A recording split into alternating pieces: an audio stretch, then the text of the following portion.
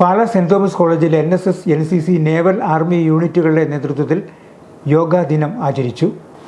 College principal doctor Tomy Thomas അധ്യക്ഷനായിരുന്നു.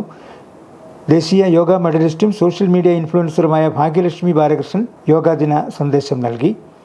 College vice principal reverend doctor Salvin Thomas Kappilipparambil, NCC naval wing unit ANO sub lieutenant doctor Aneesh Cyriac, NSS programme officer doctor Anto Mathew, NCC army wing unit ANO captain Tojo Joseph, NCC കേഡറ്റുകളായ Jain Tomy, PM Bastin, John Sajji എന്നിവർ യോഗയുടെ ഗുണങ്ങളെക്കുറിച്ചും യോഗ ഒരു ജീവിത ശൈലിയാക്കേണ്ടതിൻ്റെ ആവശ്യകതകളെക്കുറിച്ചും സംസാരിച്ചു. തുടർന്ന് ദേശീയ yoga medallist Bhagyalakshmi ബാലകൃഷ്ണൻ്റെ നേതൃത്വത്തിൽ യോഗയുടെ ശാസ്ത്രീയമായ ഗുണങ്ങളെക്കുറിച്ച് ക്ലാസും പരിശീലനവും നൽകി.